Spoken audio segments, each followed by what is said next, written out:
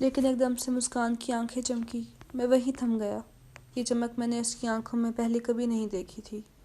پھر بھی امید کو ساتھ لے کر اس کی آنکھوں میں حرف قاف تلاشنا چاہا، لیکن ادھر صرف ایک حرف میم ثبت تھا۔ میم سے محبت، میم سے محسن۔ وہ اکثر محسن کا ذکر کرتی تھی، لیکن آج محسن کا ذکر کرتے ہوئے اس کی آواز بدلی ہوئی تھی۔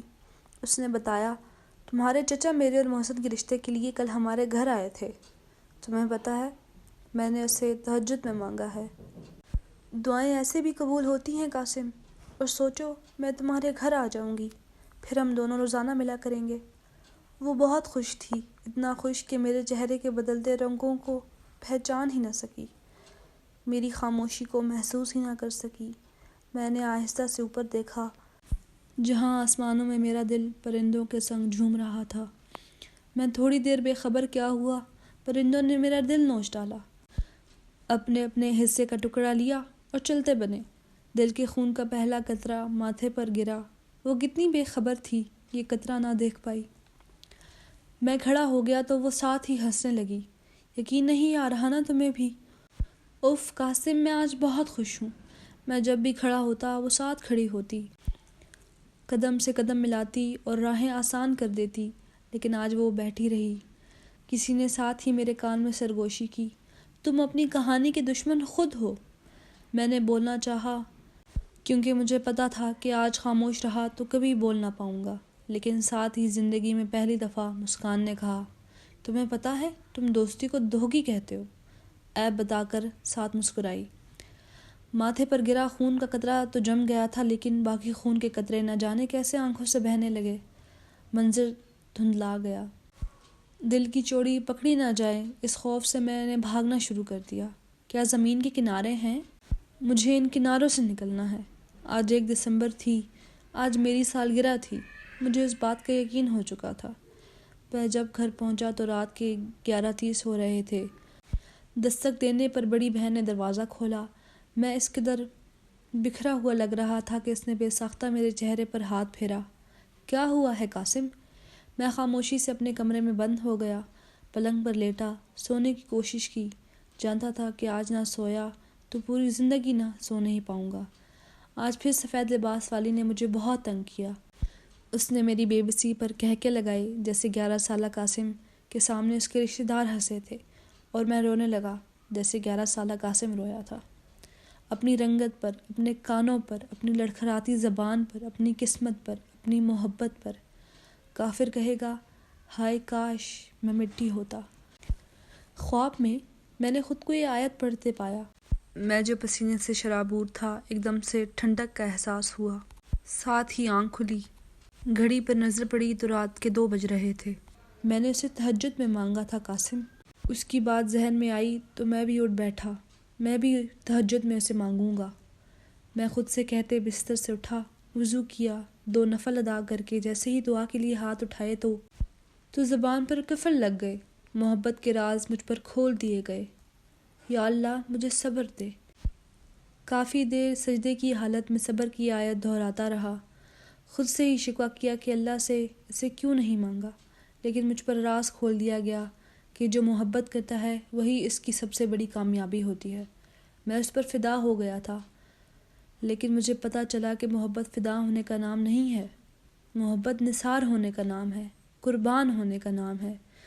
جو محبت کرتا ہے وہ کبھی ناکام نہیں ہوتا۔ ناکام تو وہ ہوتا ہے جو محبوب کو خود سے منسوب کرنا چاہے، ناکام تو وہ ہوتا ہے جو محبوب تک رسائی حاصل کر لے لیکن اس کے دل کے راز نہ پا سکے۔ میں نے مسکان کے دل کا راز پا لیا ہے، اور میں کبھی نہیں چاہوں گا کہ مسکان اس درد سے گزرے جس درد سے میں گزر رہا ہوں۔ مسکان کے درد کا سوچا تو اپنا درد بھول گیا، اور پھر میں سکون میں آ گیا۔ ٹھیک 2:25 کو ابا نے دروازے پر دستک دی۔ پیاسا کنویں کے پاس آتا ہے بیٹے جی، یا کنواں خود چل کر پیاسے کے پاس جاتا ہے؟ میں ابا کو دیکھنے لگا۔ بات سمجھ نہیں آئی تھی۔ آپ نے کہا تھا کہ آپ بیعت ہونا چاہتے ہو؟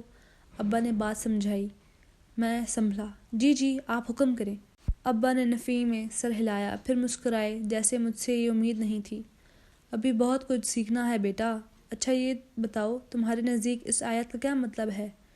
کافر کہے گا، ہائے کاش میں مٹی ہوتا۔ جھماکے سے ذہن میں خواب آیا۔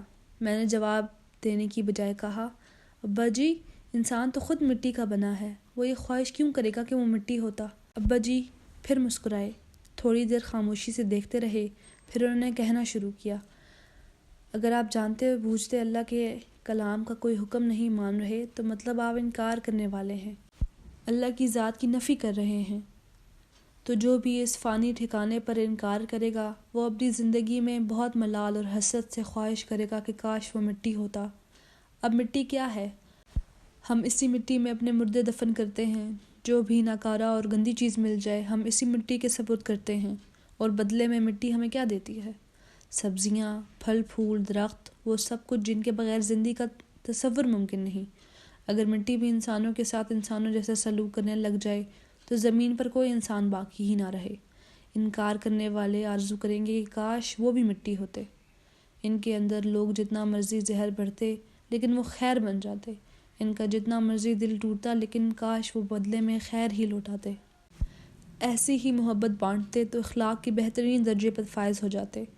پھر جس نے زبان کی ضمانت دی اسے تو پھر جنت کی ضمانت ہے۔ اب سرکار صلی اللہ علیہ وآلہ وسلم کی زندگی پر نظر ڈالو تو پتہ چلے گا کہ اللہ نے انہیں بتایا کہ وہ مٹی سے بنے ہیں تو انہوں نے خود کو مٹی کا بن کر دکھایا۔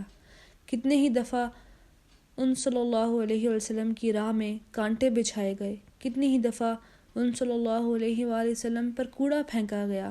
کوئی عام انسان ہوتا تو سب کو پتہ ہے وہ کیا کرتا، لیکن پیر کامل صلی اللہ علیہ وآلہ وسلم پر ایک دن کوڑا پھینکنے میں ناغہ کیا گیا تو وہ اس خاتون کے گھر پہنچ گئے۔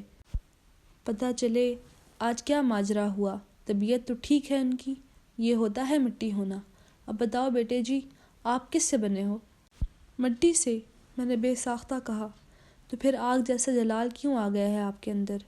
مٹی ہو تو مٹی بن کر دکھاؤ۔ ابا مسکرائے تو میں بھی مسکرا دیا۔ دعائیں دیتے وہ اٹھ کر چلے گئے تو مجھے ابا جی پر فخر سا محسوس ہوا۔ میں مٹی ہوں اور بن کر دکھاؤں گا، آگ نہیں ہوں جو بھڑکتا پھروں۔ صبح اٹھا، ماں جی کے پاس گیا، گھٹنوں پر ہاتھ رکھا، ساتھ ہی کہا، ماں جی گلے کا علاج کروانا چاہتا ہوں۔ ماں جی بہت خوش ہوئی۔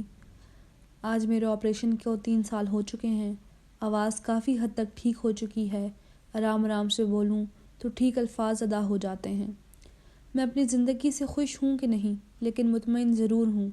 اب کان چھپانے کے لیے ٹوپی نہیں پہنتا، بلکہ جو ہنستے ہیں ان کے ساتھ ہنسنے لگ جاتا ہوں۔ وہ لوگ میری آنکھیں پڑھ لیتے ہیں اور خاموش ہو جاتے ہیں جن میں صاف لکھا ہوا ہے، میرے کان میں نے نہیں بنائے، میری رنگت کا خالق میں نہیں ہوں۔ اگر تم میرے کان، میری رنگت کا مذاق بنا رہے ہو تو اصل میں تم اس خالق کا مذاق بنا رہے ہو جس نے ہمیں اپنے ہاتھوں سے بنایا ہے۔ اور مسکان، میں نے اس کے بارے میں سوچنا چھوڑ دیا ہے، اللہ اس سے اس کی محبت مبارک کر دے۔